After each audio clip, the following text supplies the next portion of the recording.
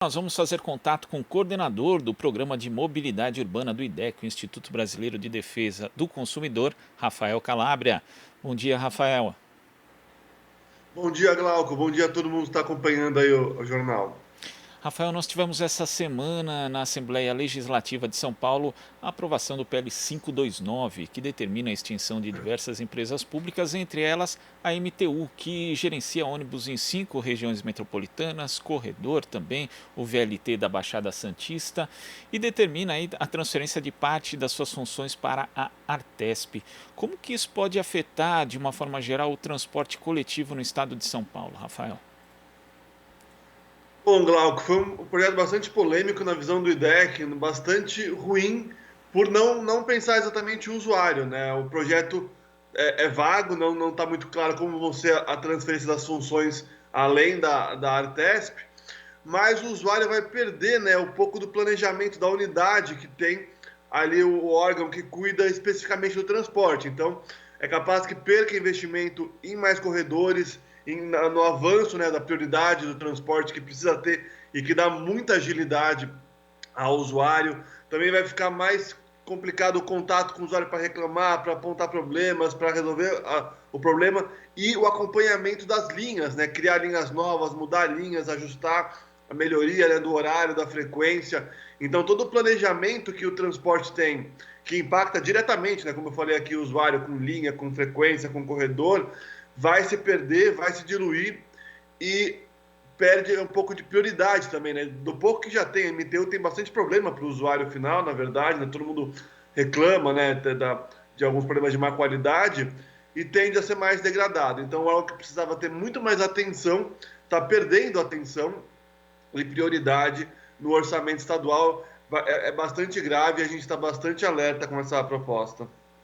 E nas últimas décadas a gente tem, no âmbito das políticas públicas, né, uma articulação maior entre cidades de regiões metropolitanas, formação de consórcios, mas hoje a Artesp, por exemplo, teria possibilidade de fazer essa articulação entre cidades, entre municípios, a própria integração de sistema como a MTU faz?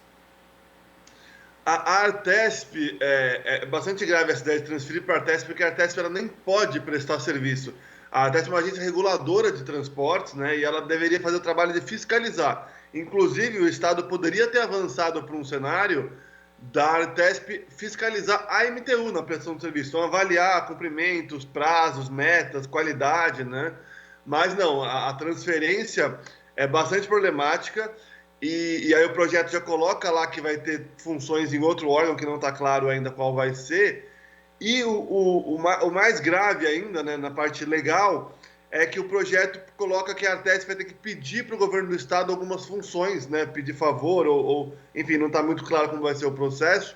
E na visão do IDEC também isso viola a independência que a Artesp tem, porque como ela fiscaliza o governo estadual em algumas funções, né, em rodovias, em transporte rodoviário, né, ela deve ter independência, ela não pode depender do governo do estado para cumprir suas funções, para fiscalizar com qualidade, com independência, não ficar dependendo, né, de aprovações e tal. Então, é um projeto errado na parte do transporte, né, para o usuário, para a vida, para a eficiência do transporte, né, e incorreto também nesse papel da Artesp, né, violando a função que a Artesp deveria prestar. E um agravante junto com isso, né, como vai extinguir a empresa pública, né, que é a MTU, as funções vão acabar recaindo para alguma secretaria, talvez, né, além da Artesp, né, que tem já o problema que a gente colocou. E a secretaria ela é um órgão da administração direta, ela não tem agilidade para tomar decisões, ela tem que fazer processos internos de governo do Estado, que são mais burocráticos, né? Enquanto a empresa pública, como a MTU, como a SP-Trans, como a CET também, conseguem tomar decisões mais rápidas, né? Do dia a dia que o transporte exige, responder e tal. Então, a parte de operação tende também a ser mais burocratizada e ser piorada, né? Além da perda de unidade, além da ilegalidade da Artesp fazer algumas funções, né, vai ter uma piora também de qualidade e eficiência. Então, são aí 3 pontos principais na visão do IDEC que a gente acha que vai ser pior para o transporte coletivo, né? E ainda, enfim, então, projeto bastante polêmico também acompanhando como vão ser os próximos passos para tentar sanar danos e evitar que seja muito grave. Agora, Rafael, falando da mobilidade de uma forma geral, o IDEC lançou essa semana a campanha Mobilidade Sustentável nas Eleições, com a ideia de promover propostas que melhorem esse setor nas eleições municipais de 2020. Como é que tem funcionado essa campanha? Como tem sido também a receptividade dos candidatos em relação ali às diretrizes apresentadas, Rafael?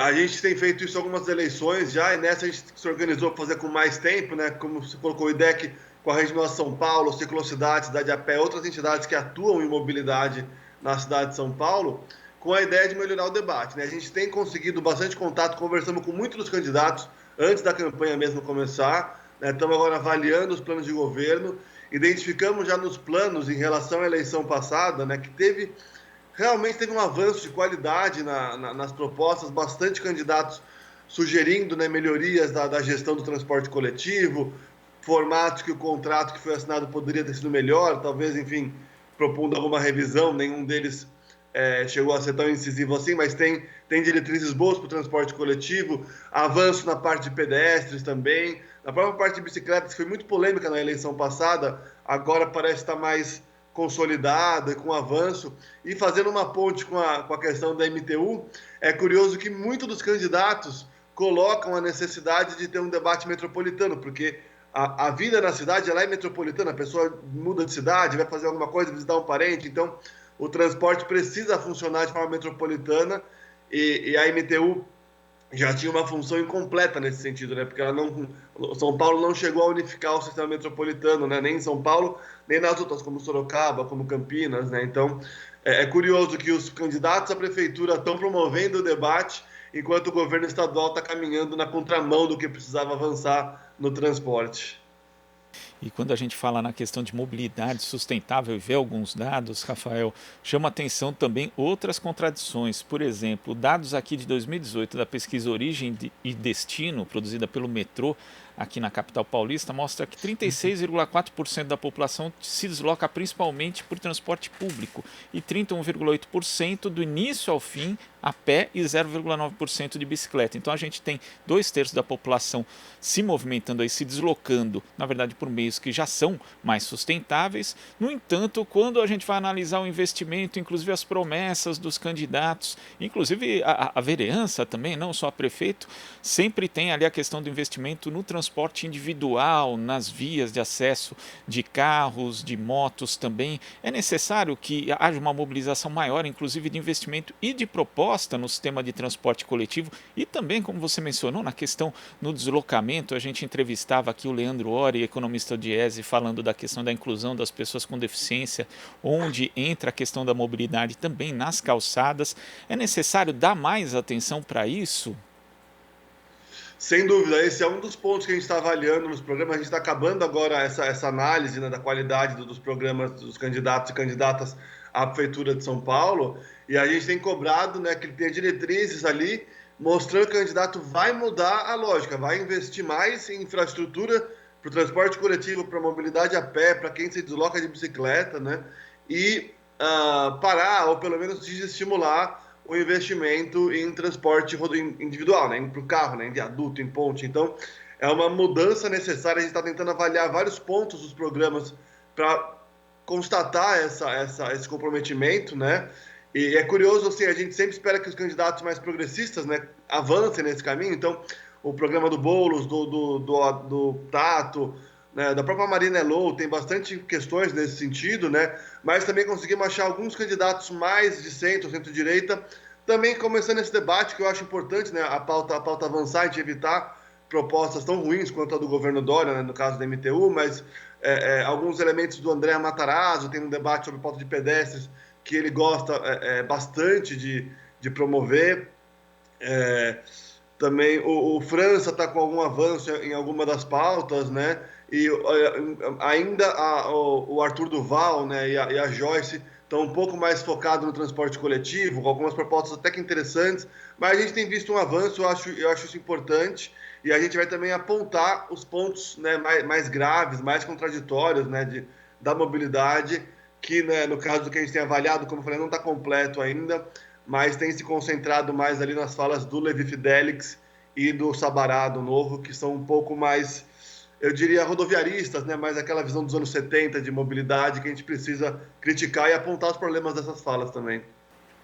E, Rafael, é importante, né, haver um mínimo consenso entre os candidatos, porque quando a gente pega o exemplo de São Paulo, né, mas que não é só de São Paulo, é de muitos centros urbanos pelo Brasil, tem uma descontinuidade, né? Por exemplo, questão dos corredores de ônibus, vários foram implantados ali nos anos 80, depois você tem uma parada, volta com a questão do passa rápido, né? Ali no início dos anos 2000 também, que era um sistema interessante, tinha todo um planejamento para a década, na verdade, e depois para de novo. É preciso ter esse consenso mínimo, inclusive, para evitar essa descontinuidade no investimento e na própria estruturação do transporte coletivo em São Paulo.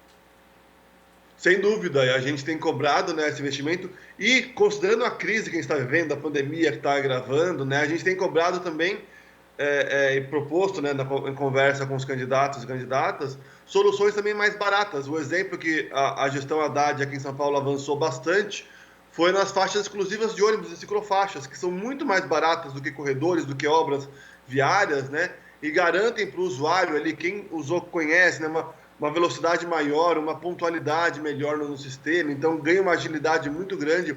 As faixas de São Paulo aumentaram a velocidade do sistema em 20% e reduziram a emissão de poluentes também. Então tem também um impacto ambiental da mobilidade, que a infraestrutura para mobilidade sustentável, mobilidade ativa e coletiva, ela garante, né? Então os usuários aprovaram muito, até os usuários de carro aprovam as faixas de ônibus, né? Perceberam ali que é importante para a cidade, né? Tem uma aprovação altíssima as faixas de ônibus, e a gente tem apontado para os candidatos que é isso, se eles têm receio ou acham que não vão conseguir investir em corredores como deveriam por causa da pandemia, tem essa solução barata, rápida de fazer, né? Uma sinalização simples, que são as faixas exclusivas. Então, a gente tem falado muito, né, que quem quer resolver o problema, quem está empenhado, né, quem está com vontade política de melhorar a vida do cidadão, adota soluções mais rápidas, mais fáceis, né, enquanto não consegue fazer os corredores e consegue impactar também toda a cidade, né, porque com muito mais faixa, você impacta toda a cidade, impacta regiões mais longes, né, então a gente tem faixas lá em Interlagos, né, na Antônio Vilela, lá na Zona Norte, na Cândido Sampaio, então a solução mais barata e mais ampla consegue mudar a cidade de forma mais rápida, enquanto os corredores não saem, e também enquanto, né, os metrôs não saem, né, pelo governo estadual, que também tem uma velocidade mais lenta da obra, né, e na nossa visão também uma falta de vontade de se dedicar mais a isso, então tem sido morosa essa expansão em São Paulo. Tá certo, Rafael. Eu queria agradecer sua participação aqui no Jornal Brasil Atual. A gente vai, obviamente, continuar acompanhando o tema da mobilidade, não só nas eleições, mas também depois. Até a próxima, Rafael. Claro, obrigado pelo contato. Queria deixar o site do Mobilidade nas Eleições, /São Paulo. Quem quiser ver lá as propostas, comentar, pedir para o seu vereador assinar também a carta compromisso, que a gente está acompanhando e debatendo aí o processo eleitoral em São Paulo, para melhorar a discussão, melhorar as propostas e melhorar a vida das pessoas. Conversamos aqui com o coordenador do Programa de Mobilidade Urbana do IDEC, o Instituto Brasileiro de Defesa do Consumidor, Rafael Calabria. Aqui você ouve as notícias que os outros não dão. Jornal Brasil Atual.